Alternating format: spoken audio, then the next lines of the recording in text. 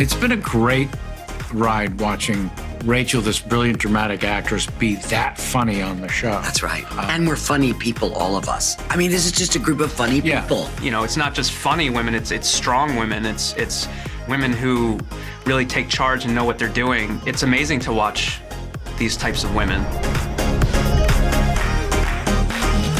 Hello, Kevin and Caroline. Thank you so much for hanging out with me today. Oh, you're so welcome. This is it. This is the break. They didn't see you for what you are, a goddamn star. You in?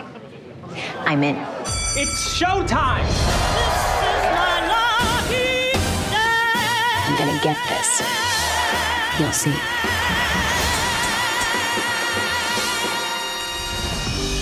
Without revealing any spoilers, you both as a couple go through a pretty big change this season, and you get to throw some pretty good insults at each other, which we didn't get to see a lot of between you two earlier. Do you have a favorite line or favorite memory from those scenes?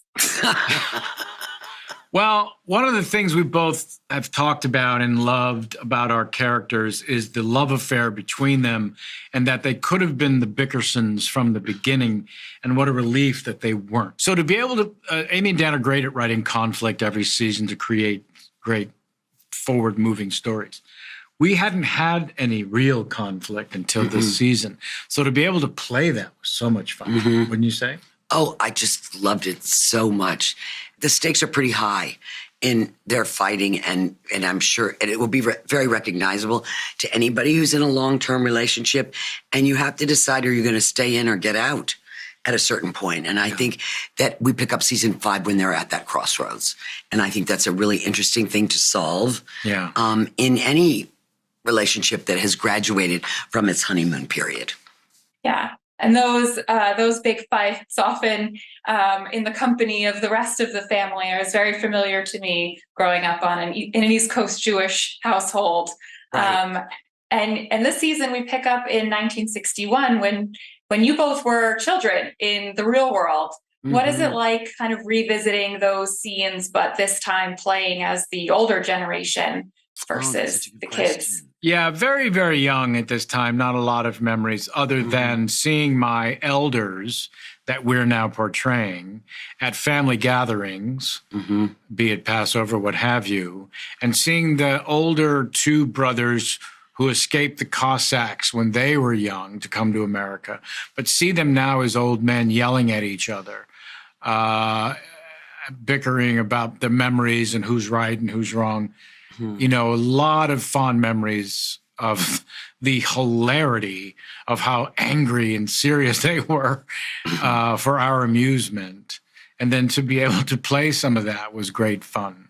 I mean, I grew up in the South, so it was a little bit different, but I remember there was more formality around the table than there is now. I do remember that as a child. We had to come in from playing and put on nicer clothes, and, you know, my kids, you know, can come in from having been in the mud puddle and sit down and eat. We couldn't do that in those days. I do remember that there was. Yeah, we're talking from a very specific experience. And it does touch on some pretty heavy subjects while still under the guise of a comedy. Kevin, you in a former interview have mentioned that you and Caroline play the comic relief in a comedy. What would you do to kind of act as the comic relief during those long filming days when you were on set? Well, I was actually referring to our characters. I feel like Marcia and Shirley are mostly the comic relief within any scene they're in, just because they're so crazy. Unfiltered. I am class clown, born and raised, senior yearbook, what have you. Most of us suffer from "hey, look at me" disease. Otherwise, it's a very difficult business to get into. I will say Caroline, her work in the show, and Tony in particular, those two characters of Shirley and Abe make me laugh the hardest as a longtime fan of the show watching it. I love watching Caroline work on the show. And we're funny people, all of us. Yeah. I mean, I just have to say, aren't we? Yes. I mean, this is just a group of funny people. I mean, Rachel will be the first to tell you, and she's mentioned it in public many times. Yeah, that's not she's her. not a funny person. Right.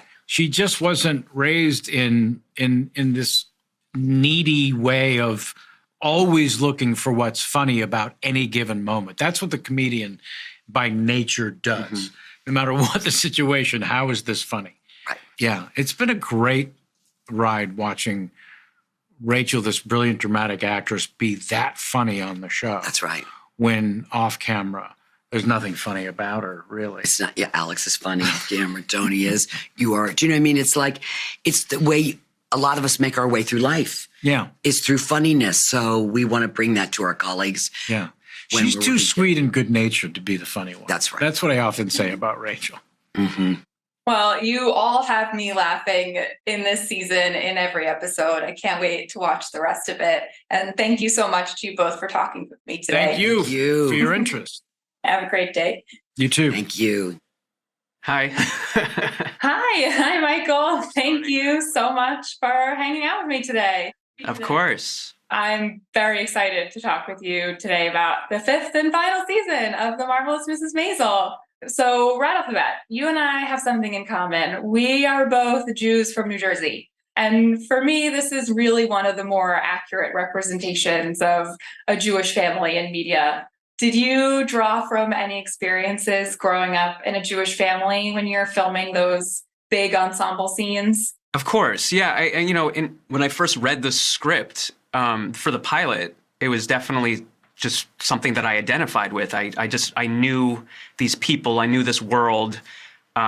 It's funny because, like, I would say the one aspect of Joel that I have in common is sort of his relationship to his mother, even though my mother's nothing like Shirley, nothing like her. But yeah, I mean, this is what I grew up with. This is the comedy that I grew up with. It was just something that I knew. It was a world that I knew, and I felt very comfortable in it.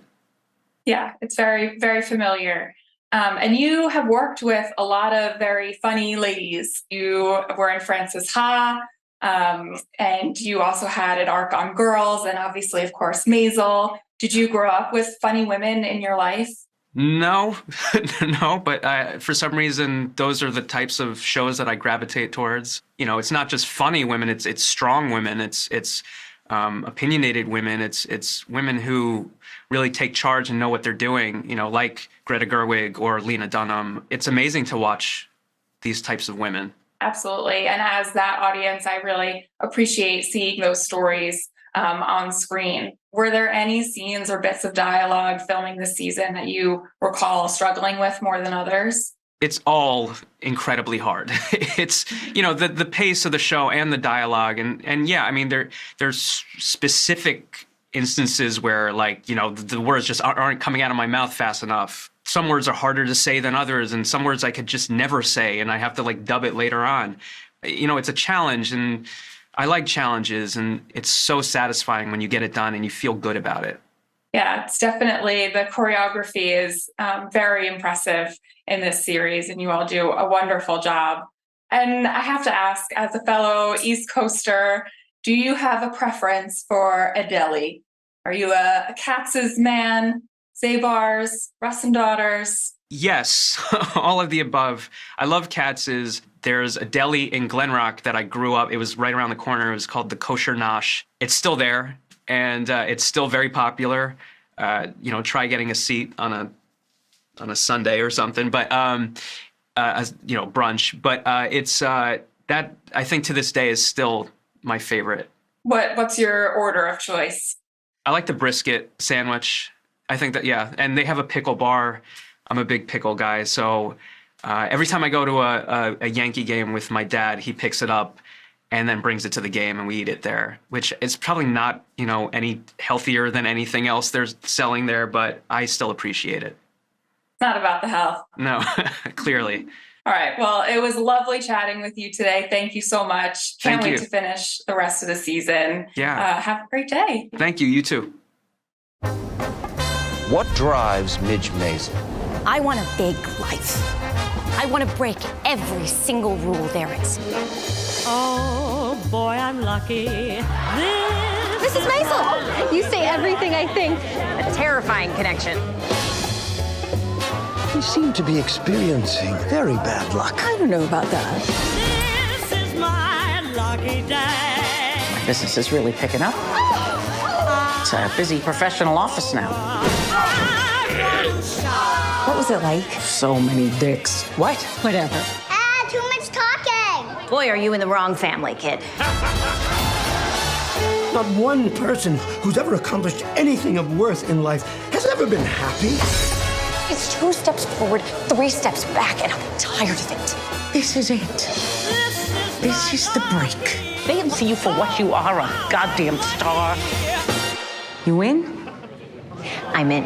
It's showtime. I'm gonna get this. You'll see.